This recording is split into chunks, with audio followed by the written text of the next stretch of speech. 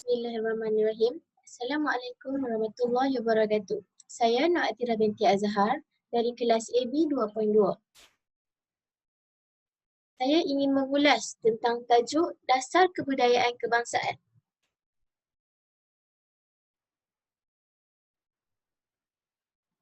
Definisi kebudayaan ialah kebudayaan bermaksud keseluruhan cara hidup manusia.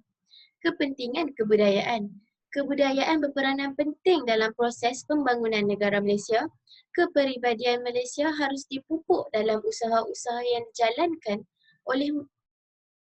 dijalankan ke arah meningkatkan pembangunan sosio-ekonomi dan politik. Dengan ini, sudah tentu Malaysia memerlukan penglibatan semua lapisan masyarakat dalam satu proses yang berterusan. Malaysia adalah negara yang mempunyai masyarakat yang berbilang kaum. Proses pembentukan kebudayaan nasional memerlukan perancangan yang teliti supaya dapat mewujudkan cara hidup yang bersifat kemalaysiaan.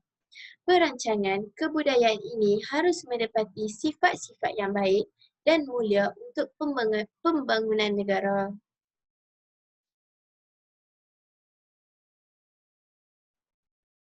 Seterusnya, apakah itu dasar kebudayaan kebangsaan?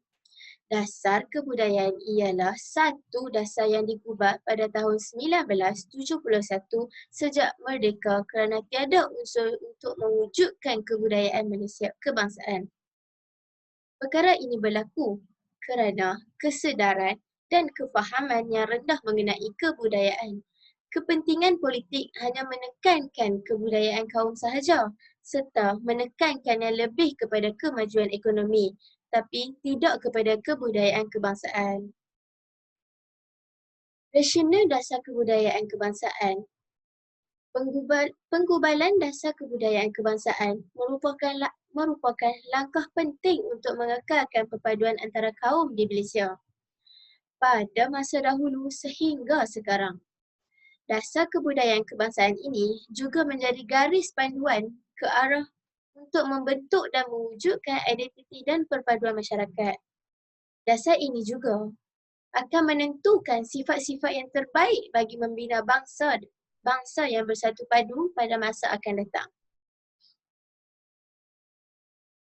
Dasar kebudayaan kebangsaan ini mempunyai 3 prinsip. Prinsip pertama, berterusan kebudayaan rakyat asal rantau ini. Melaka merupakan pusat perkembangan, penyebaran dan warisan kebudayaan Melayu. Kebudayaan serantau digambarkan dengan penggunaan bahasa Melayu sebagai bahasa kebangsaan di Malaysia. Kebudayaan rakyat asal rantau ini menjadi teras dalam kebudayaan kebangsaan kerana mereka mengamalkan kebudayaan Melayu yang kuat dalam diri mereka.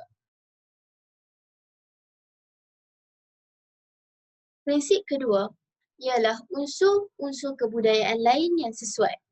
Antara unsur-unsur kebudayaan asing ialah budaya Cina, Arab, India, Siam dan banyak lagi di Malaysia. Unsur-unsur ini boleh diguna pakai dan diterima jika ia bercanggah dalam jika ia belum bercanggah dalam perlembagaan dan prinsip-prinsip rukun negara. Prinsip yang ketiga, Islam menjadi unsur penting di dalam pembentukan kebudayaan kebangsaan.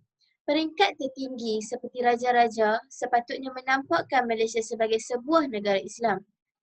Manakala peringkat kedua iaitu pihak kerajaan merupakan budaya-budaya lain yang tidak bertentangan dengan budaya Islam di Malaysia. Dengan ini, Malaysia akan menjadi negara yang mengamalkan kebudayaan kebangsaan. Seterusnya, objektif dasar kebudayaan kebangsaan. Objektif dasar ini ialah dapat mengukuhkan perpaduan negara menerusi satu corak kebudayaan nasional. Ia juga dapat memupuk dan memelihara kepribadian kebangsaan yang tumbuh dari satu kebudayaan kebangsaan. Dasar ini juga dapat memperkaya dan meningkatkan nilai-nilai kehidupan kemanusiaan dan keharmonian yang seimbang dengan pembangunan sosio-ekonomi. Seterusnya, strategi dasar kebudayaan kebangsaan ini dapat ialah pemulihan, pemeliharaan dan pembangunan kebudayaan kebangsaan ke arah menguatkan asas kebudayaan kebangsaan melalui usaha sama penyelidik, pembangunan, pendidikan dan perkembangan budaya. Seterusnya, ia dapat meningkatkan dan mengukuhkan kepimpinan budaya melalui pembimbingan dan memupuk minat peminat. Ini juga dapat mendukung dan menggerakkan kebudayaan seluasnya sebagai pembangunan yang berkesan. Memenuhi keperluan sosial budaya, meningkatkan taraf dan mutu kesenian. Ini juga mewujudkan komunikasi yang berkesan ke arah kesedaran kebangsaan.